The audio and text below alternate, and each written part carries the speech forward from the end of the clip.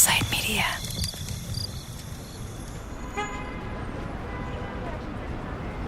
It's a warm, muggy day in New York City in June 2021. The kind of summer day when the air feels oppressively heavy, as if it's about to smother you.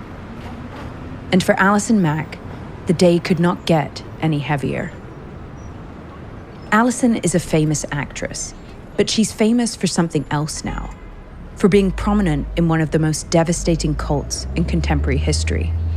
She spent 12 long years in that cult. And now she's sitting in the back of a car that's driving towards a Brooklyn courthouse. She's wearing a black dress that she's bought specifically for the court date. Her green eyes gaze ahead at what's to come.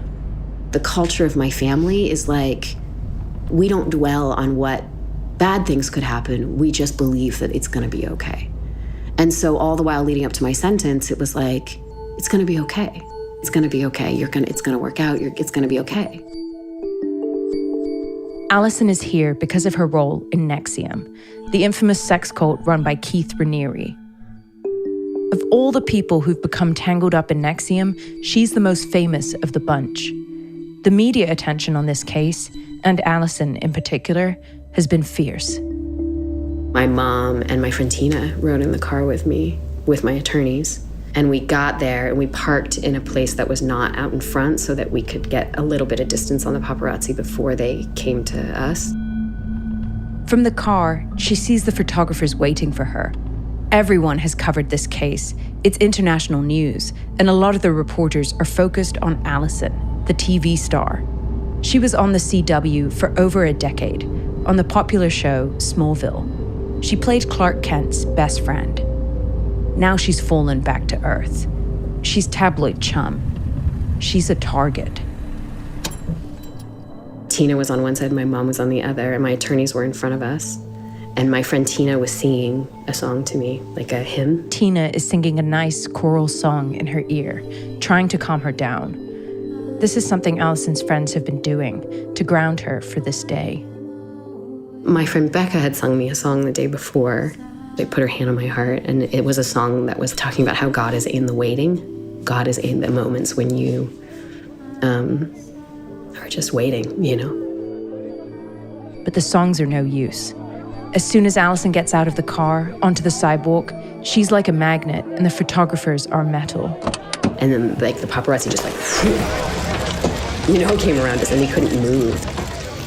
They stick to her, bearing down, moving as she moves, pushing towards the courthouse as one big mass. Allison gets jostled. Her hair swings forward. I just put my head down and was trying to listen to Tina, and feel my mom. And my attorneys were like, you guys have to let us move. Eventually, they push through. Allison enters the courtroom with her mom and older brother. Inside, the judge sits behind a tall wooden bench. He's got white hair and wears round, rimless glasses that mirror the roundness of his face. He's here to sentence Allison for her crimes. I had 15 people sitting behind me in my sentencing hearing to support me, I had 14 letters of recommendation from different people, professors from my college, my pastor, the church I was going to. Allison herself had written 2 letters to the judge explaining her actions. There was this rallying sense of we're going to be able to convince the judge that she's not worthy of incarceration. I mean, my therapist, I think, wrote a letter that said that. She hopes that she will receive no time. She's cooperated with prosecutors, and other defendants in the case have received probation. But Allison's aren't the only letters. Before the judge sentences her, he must also hear victim impact statements. Letters from people Allison has hurt. I was physically injured, and it's a scar that is very difficult to Allison erase. criticized everything about me. The cruelty of that abuse of power and trust will be with I me have never forever. felt so vulnerable and exposed. One victim is here to read her statement in person. She gets up. She's pretty, with long brown hair and almond brown eyes. She starts reading her letter directly to Allison. She's like, I hope you rot in a cell for a long time, and while you're sitting at home in your comfortable house putting on lipstick, you have to know that you destroyed lives and you're a monster, and very very angry, you know. Allison sits stone-faced in the courtroom, holding back tears. I think that I was thinking, and I still was thinking about like, oh my God, my poor brother, you know, behind me, like having to hear this about his sister, you know, like my poor mom, like, I'm so sorry, you guys, you know, just like, it was more like, I can take it, like, you know, but like, fuck you guys, like, I'm so sorry, you know? So I think that was hard, like, just, I don't see myself as innocent, you know, and they were. Allison tries to keep it together. She stands stock still, taking it in. And after the victim statements, the judge reads his 10-page decision. He pointed to the fact that I seemed callous and laughed at people's pain and led people in negative directions, and that was not acceptable. And he said you capitalized on your celebrity. Yeah. Do you think that's fair? I think that I capitalized on the things I had. And so the success I had as an actor, I think I did capitalize on that. Yeah. And it was a power tool that I had to get people to do what I wanted. He says you were an essential accomplice. Do you think that's fair? I think that I was very effective in moving Keith's vision forward. And because of that effectiveness, the judge says Allison must serve 3 years in federal prison. The former Smallville actress pleaded guilty to racketeering and racketeering conspiracy charges, acknowledging she manipulated women into becoming sex slaves for Keith Raniere, NXIVM's leader. He was sentenced. Allison led women to be branded with Keith Raniere's initials on the flesh of their bodies. She was a, quote, master, overseeing women who were her slaves. She had sex with Keith daily. She had threesomes with another member who was also having sex with him. She told women inside the cult that they would reach enlightenment if they did as she did, and developed a relationship with Keith. For this, she has been portrayed as a villain, as the person who acted as a pimp for Keith. To some, she appeared to have been a top lieutenant. But who is Allison Mack really? Is she a victim or someone who victimized others?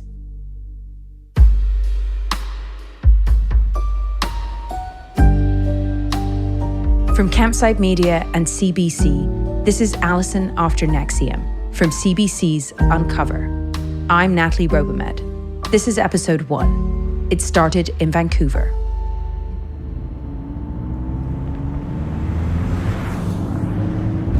I'm driving down the freeway from my house in LA to the satellite city of Long Beach, California. It's the day after Christmas in Southern California, which means it's light jacket weather. Where I grew up, back in Dubai, with my British mom, I'd be lolling on the couch making leftover turkey sandwiches. But not on this day, because I'm on my way to interview Allison Mack. I'm feeling nervous. I've met Allison a few times, but this is our first full interview. And I'm worried. I still don't know whether I can fully trust her. The highway gives way to views of the sea, where oil rigs dot the horizon. Allison lives here, down by the shore of the Pacific Ocean. I park and walk into the hotel where I've arranged to meet my producing partner on this project, Vanessa Gregoriadis. Hello, good morning. Here we are at this bland hotel lobby. Vanessa has covered NXIVM for just under a decade. We work together a lot, but we live on opposite coasts, so it's always nice to see each other in person. I love that ring. Oh, thank you. We're both kind of anxious, chattering to fill the time. We've been turned on to this story by Stephen Belber, a playwright, director, and screenwriter. Stephen has done a lot of projects about convicts, and he thinks Allison has a story to tell. So he brought us on board. Vanessa also has some experience with Allison Mack. She actually wrote a story about NXIVM back in 2018, a story in which Allison lied to her. More on that later. We don't know which Allison we're going to get today. Will she tell the truth? We don't have much time to wonder. Because right on the dot, at 9 a.m., Allison arrives. Hi. How are you? Hello. Good to see you. Allison has not spoken publicly since her incarceration. She's never told her story in a magazine or a book or a documentary. She's had lots of offers, but always said no, until now. She wants to tell her story in podcast form because she loves podcasts and because she's no longer comfortable in front of cameras like she used to be. How were your guys' holidays here? They were good. I mean, I have kids with you or where? Today, she's wearing a puffer vest, blue plaid shirt, black leopard print leggings, Doc Marten boots, and thick socks. Her hair is in a messy ponytail with one of those curly hair ties that don't tangle your hair at night. She's smiling, her face beaming as she greets us. She's confident. She's turning it on. And we're being maybe overly friendly too. Everyone seems nervous. She talks about her dogs. And they start wrestling like right underneath. I'm like, I'm so sorry. I really wanted this to be focused and serious, and now I have growling dogs beneath my. I have to say, she appears younger than her 43 years. Looking at her, you would never guess that she was fresh off years in prison and 3.5 years on house arrest. But that's how most scars are. You can't see them fully clothed. I have so many questions I want to ask, but as we settle in a hotel room, sitting opposite each other, the quiet thrum of the street below, I decide to start at the beginning of her life. So I was born in Europe, in northern Germany. My dad was an opera singer. He's retired now, but he was singing in the opera houses over there. And then we moved to Southern California. My mom was from Southern California and I think was just like homesick for her parents, for sunshine and beach. Northern Germany doesn't really have a lot of that. Allison moved back to Long Beach at 2 years old and was raised in an artistic household just a few miles from where we are now, with her musician dad and Montessori school mom teacher. She had one older brother and later on, a much younger sister. My brother is 16 months older than I am, but my brother is very shy and introverted. When I was born, my brother would like push me in front of him to talk like on our behalf, you know, like I was very willing to be center of attention and he was very willing to let me be the center of attention. For a young girl who was willing to be the center of attention, there were a lot of opportunities in Hollywood, just an hour or so away. Allison got into acting. The first commercial I did was a German chocolate commercial, and they wouldn't let me eat the chocolate. I had to spit the chocolate out after every take because they didn't want me to get sick. And I remember being like, oh, that's bunk. Because I had to, do multiple takes from multiple angles and things like that, yeah. I can just picture Allison, 4 years old, putting the chocolate in her mouth, chewing, wanting so badly to eat this delicious treat that every kid loves, and then having someone yell cut and having to use all her willpower to spit it out, over and over and over again. But she did it, and she was good at it. I started going to acting class when I was 5, and I didn't know how to read yet, so a lot of my memorization was like auditory. My mom would read it to me and I would repeat it back. Allison liked performing, but it was more than that. I was from birth like, I want you to be happy with me all the time, And I think even before I started acting, I was like, what do you want me to do? Oh, okay, I'll do that. Where do you want me to go? Oh, okay, I'll go there. Like I just was like, I was that kind of constitution. For Allison, this behavior carried on to set, where she gained a reputation as a director's actor, someone who would do whatever the director wanted and help get the rest of the cast in line. The whole value of me as a human being was around being an actor and being a good actor. And I was special at school because I was a good actor. And then I also conflated love with acting and being good, And her peers, the girls she should have been playing dress up and making mud pies with, they were competition. Allison says she would walk into a room and instantly take stock of everyone else, placing herself in a hierarchy among them. That's automatically what you do when you walk into an audition room. Yeah. Like you look around at all the girls that are in the audition and say, oh, I know that girl because I tested with her 3 years ago for that thing, so I know she's good. And so then there's this weird, you're pitted against each other and you're competing with each other constantly. And the competition Allison experienced at those auditions, she felt it at home too. My sister was born when I was 9.5, and that was complicated for me because I was the little girl and I was the center of the universe in my family's home. And then my sister was born and I was like, who is this, taking my spot? And I was angry and jealous and I didn't know where to put those feelings. And those feelings contradicted the perception that I had in the world, where people always looked at me and were like, oh, she's such a nice girl and she's so sweet. And I was always like the good girl in school and la, la, la. And then I had these like dark feelings about my sister.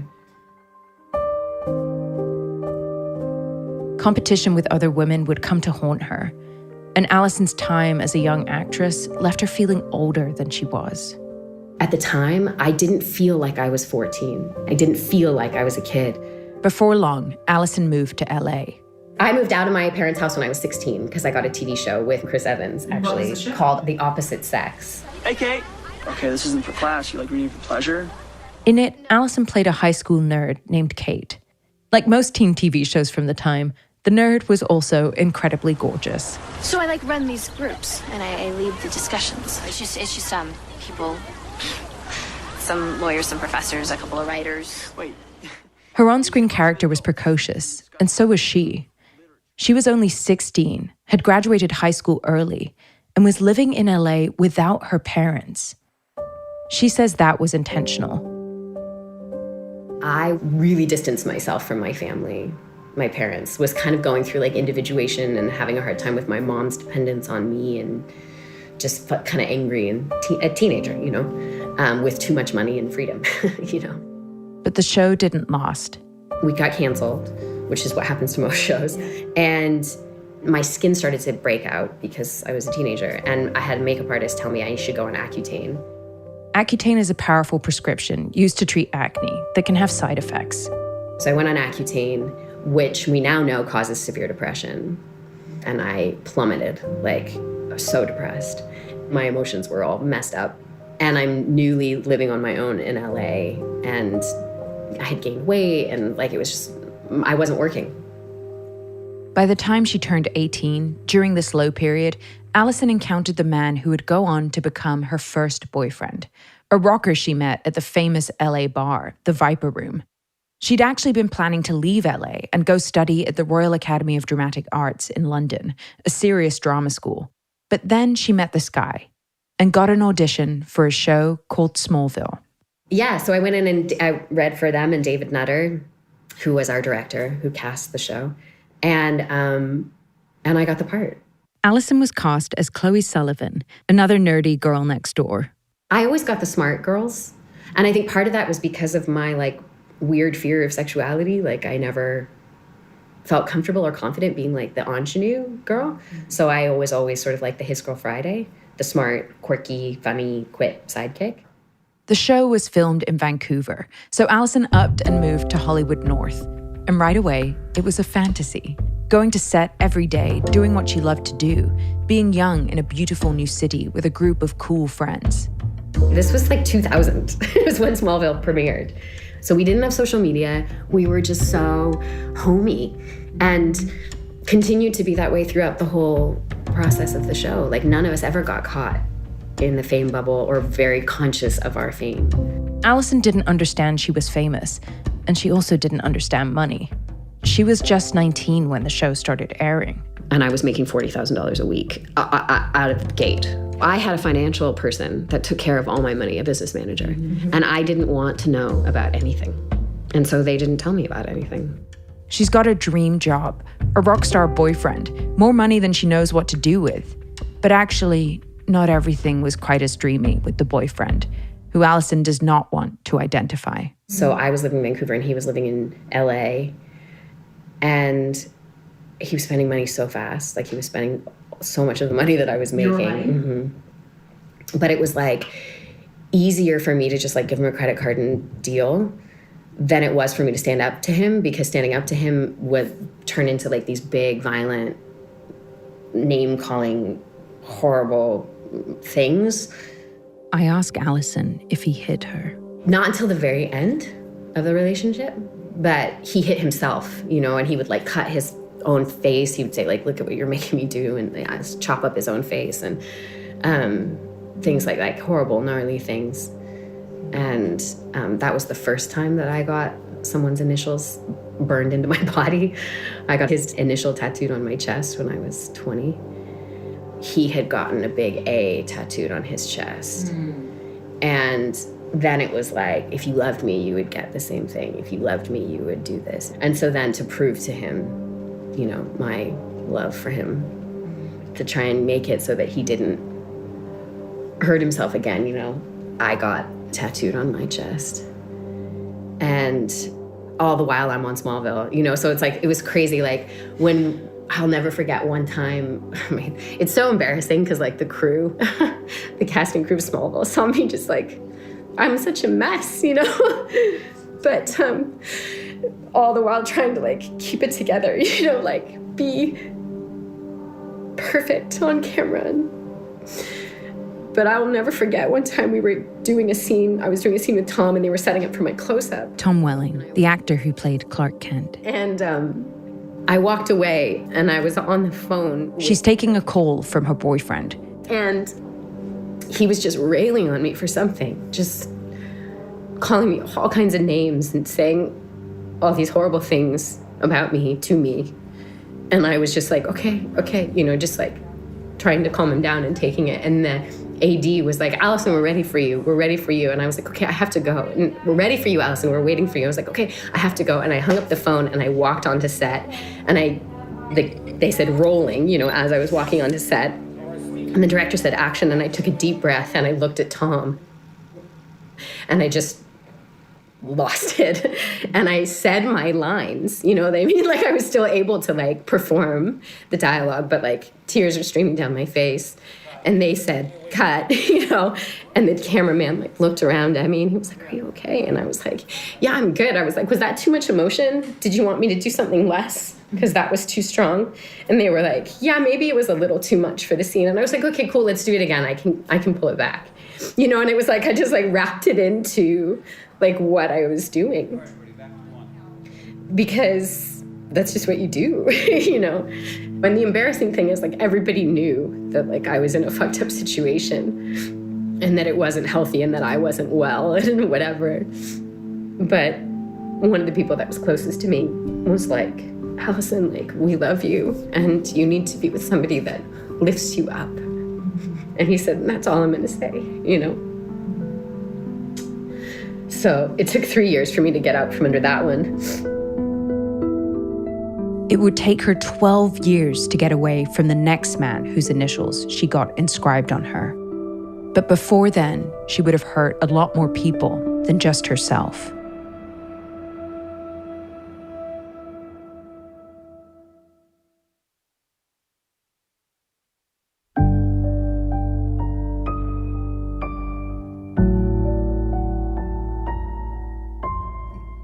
So while Allison was living in Vancouver, she developed a really close friendship with another cast member on Smallville, Kristen Krug. Allison was Clark Kent's best friend in this modern take on that very American story of Superman. And Kristen played Clark Kent's love interest on the show. That's the thing about Clark Kent. He's not always there when you want him, but he's always there when you need him.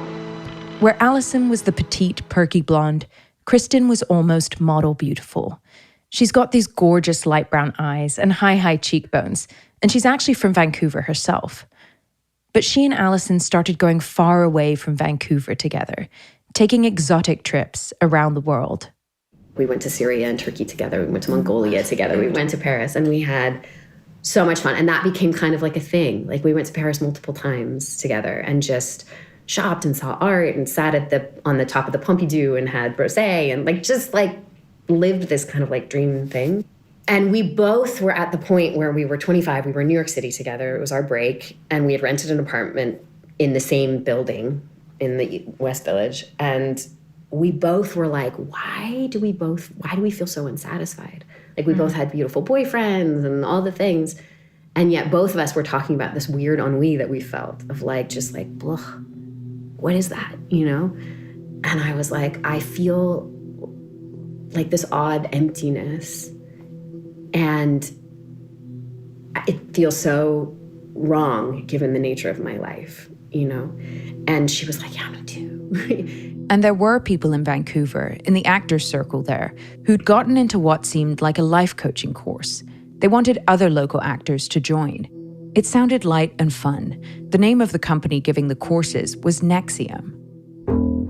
It's the science of joy. It's the most amazing thing. It's made everything so much better in my life. You've got to do this. You've got to do this. Allison says Kristen took a NXIVM course and came back and told her all about it. It was like all she could talk about. She was just like super excited about it. You know, she had a coach and she was talking about Vanguard and Prefect, which are the names that you called Keith and Nancy at the time. But Kristen was like, there's an organization Keith's created. It's just for women and they're doing a weekend and I think you should do it. And I think you'd really like it. And I was like, okay, well, if you think I should do it and I'll like it, like, okay, like I'll do it.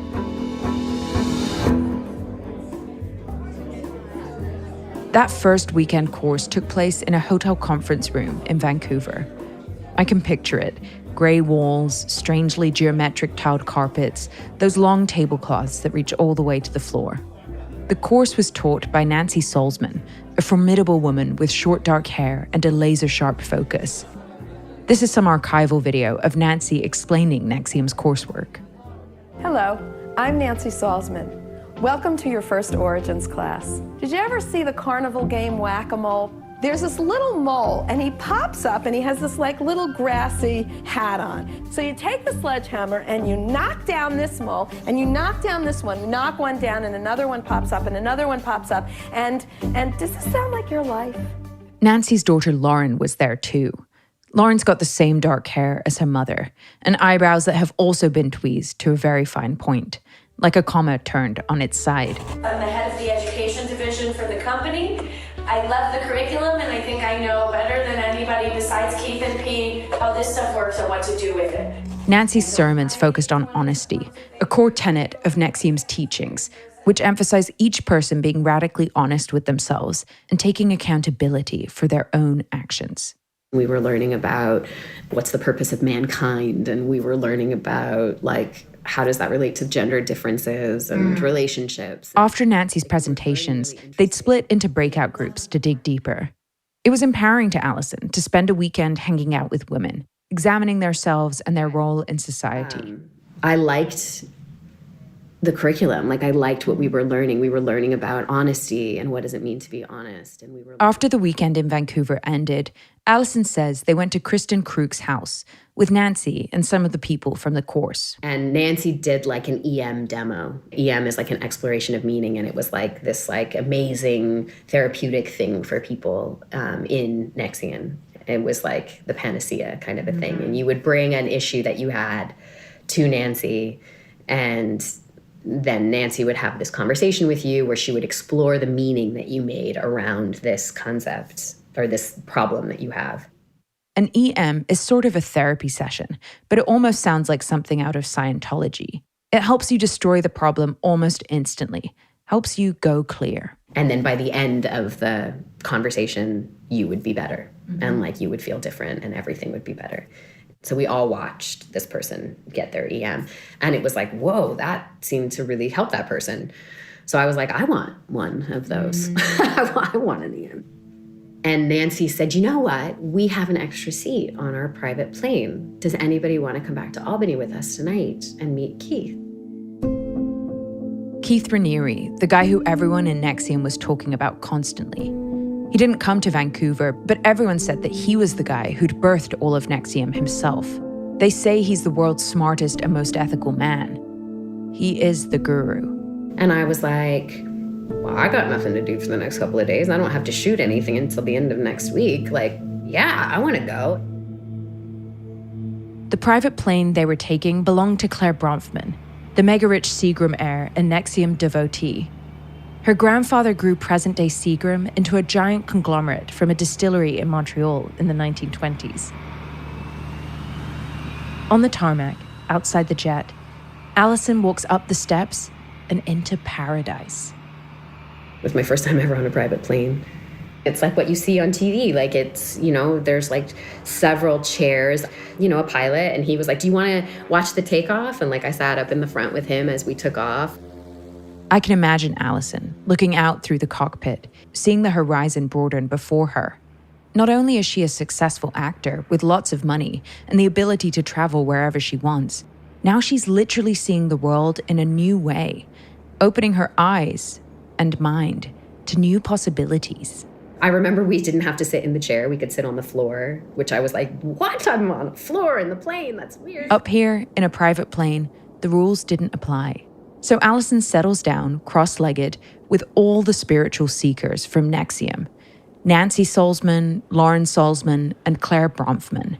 These amazing, powerful women who seem to be so deep and have all the answers for the ennui she'd been feeling. They land in Albany, a small city in upstate New York, nestled on the Hudson River. From the airport, they pile into cars. NXIVM members, as a rule, drove BMWs because Keith thought they were the best-made cars. And Allison heads to Nancy's house in the suburb of Clifton Park, about 25 minutes from the city. But pretty much, as soon as they arrive, Nancy disappears. And Allison is told to hang tight. Someone will come get her so she can go to volleyball. Yes, volleyball. And I was like, okay, cool. And they were like, but it's going to be like late, like middle of the night, because they start playing volleyball at midnight. And I was like, that's weird. Yeah. And they were like, well, Keith is not on a regular person's schedule, and they like to have privacy when they play volleyball, so that's why they play in the middle of the night. So I was like, all right, okay. Allison waits and waits. And then, late at night, as the sleep is threatening to push at the corners of Allison's eyes, a woman arrives to pick her up. She's in a BMW SUV, and we go to the volleyball court, and there's like a whole bunch of people there. It's like the middle of the night, and there's like tons of people. I was like, whoa, okay. If you've seen HBO's The Vow, you know the scene Allison's talking about. Brightly lit volleyball courts, the sound of sneakers squeaking on the floor, dozens of shorts-wearing NXIVM men vaulting volleyballs back and forth, while throngs of women watch from the sidelines. And I go walking into the gym, and I just went and sat down. And I was like watching them play volleyball and just kind of waiting. And they finished a set, and Keith came over, and they introduced him to me. Keith's short. He's wearing a black t-shirt, shorts, knee pads, and he's got his long hair pulled back in a ponytail with a sweatband on top. I wasn't expecting like some big studly, like I didn't think like, whoa, he's so hot. Like I thought he's an older, geeky dude. He looked like somebody that my dad did an opera with when I was in Germany. Like he just looked like a normal white dude. And I mean, yes, he's a total geek with his headband and his glasses and his volleyball thing, whatever. And he said, it's nice to meet you. Do you have a question for me? And I was like, a question? And he said, yeah. I said, I didn't know I was supposed to prepare a question. And he said, well, you didn't have to prepare a question, but some people like to ask me questions. And I was like, oh, I don't have a question. I just thought I'd come and smile and cheer you guys on and it would be okay. And he went, oh, is that how you do life? Is that how you do life? He says. This is Allison's first time meeting Keith. And now Allison, the successful young actress, is already being put on her back foot. She feels as though she's done something wrong, which, for a people pleaser like Allison, throws her into a tailspin. When he said, oh, is that how you do life? I was like, I don't think so. I don't think I just stand on the sidelines and smile, but like maybe, I don't know. After this interaction, Allison's ride asks her if she wants to head out. And I was like, okay, yeah, I mean, I'm getting kind of tired, so let's go. So we get in the car to go home, and I said, nobody told me I had to prepare a question. And she said, well, you didn't have to prepare a question. And I said, but Keith asked me if I had a question, and I didn't know that he was going to ask me that. And she was like, well, some people have questions for him. And I was like, well, why? And she was like, well, he's like the smartest man in the world. So usually when people meet the smartest man in the world, they may have questions for him. And I was like, so I can ask him anything? And she said, yeah, you can ask him anything. And I was like, oh. And I thought, well, then I do have a question. And she was like, do you want to go back? And I said, yeah. And so we turned around and we went back. And by this point, it was like 3:00 in the morning. And I walk into the gym and I said, I thought of a question. And he said, oh, okay. And I sat down and he made me wait till they finished the whole game. On set, Allison's the talent. She's the person people wait for. But with Keith, it was the other way around. So I waited for like probably an hour. Eventually, Keith deigns to come talk to her again. He came over and sat next to me, and the whole room came and sat down like around us. It was so bizarre. And I was like, okay, this is weird. But like, I'm a performer and like, sure, you guys want to sit and watch us? Like, sure. And Mark was there with the camera filming us. Mark Vicente, another prominent NXIVM member and filmmaker. And I think somebody even said, like, we film everything Keith says because he's so brilliant, we don't want to miss anything. And I was like, okay. And he said, what's your question? The question Allison has for Keith is, what is art? And he took me on this really wild exploration of art. And essentially at the end said, like, art itself is nothing, but what you make of art is everything. So essentially art is a reflection of whoever you are and whatever you are inside. And no one had ever said anything like that to me. Like, no one had ever turned anything around. I was so externally focused, and my parents were so externally focused, that the idea that what I was seeing outside that I thought was so beautiful was a reflection of me inside was like, like blew my mind, you know? Allison starts to cry. This is what she's been searching for, meaning. And now she's found it, here in Albany, in an amazing group that so many of her friends are a part of, run by a principled man called Keith Raniere. It's a lot for her to take in, overwhelming even. And I felt like discombobulated and disoriented about what he was saying to me. It almost felt like the ground was like shift. It was a bizarre experience. And he said, are you okay? And I was like, yeah, I'm okay. I'm just feeling a little disoriented. That was a lot. Allison seems so earnest, so desperate to please. She reminds me of all the musical theater girls in high school who I found performative. And her question, to me, a snobby Ivy League grad, seems like a sort of elementary one. Philosophy of Art 101. But it's easier to laugh at someone than wonder where they're coming from. That's part of what I'm trying to do here. Push past my gut reactions to understand how and why Allison got sucked into NXIVM and what drove her to do the things she did. Because it didn't happen overnight. 12 years is a long time. Allison would leave Vancouver and leave LA and move to Albany. She would become one of Keith's top students. All of these threads of her childhood, people-pleasing, wanting desperately to be liked by authority figures, competing with other women, would start weaving together, pushing her to become the best NXIVM pupil, the best workshop leader, the best cult member, a person capable of doing horrible things. And one of those awful things was being part of the group of women who helped dozens of other women get a body modification under questionable circumstances. In many ways, it was an eerie echo of what had happened to Allison so many years earlier, when she had that initial of a boyfriend tattooed on herself.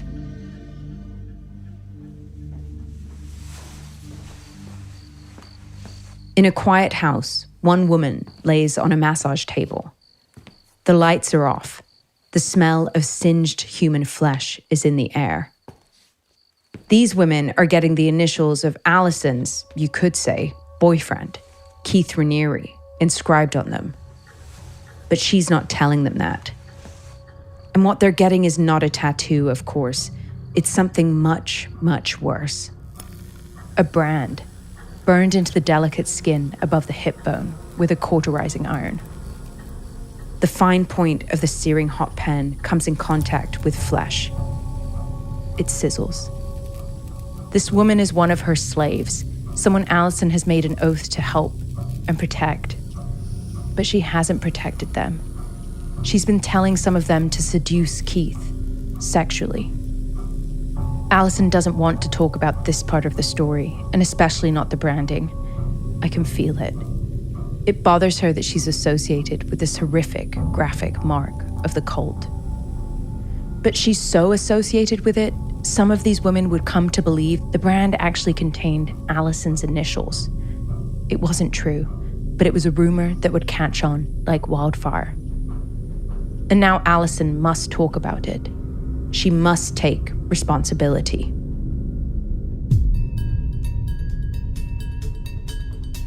people think the sorority was kind of like your hunting ground or something. I have at least one polyamorous partner that is in the sorority. He's flirting with somebody younger, prettier, more famous, more popular, more, whatever than you. And you really start to realize you aged out before you were even 30. He said, in order for me to help you with that, we're going to have to be physically intimate.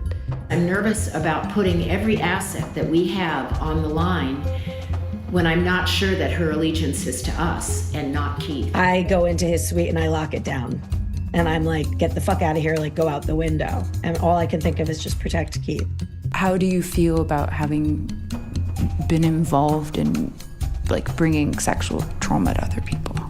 I mean, I don't even know how to answer that question.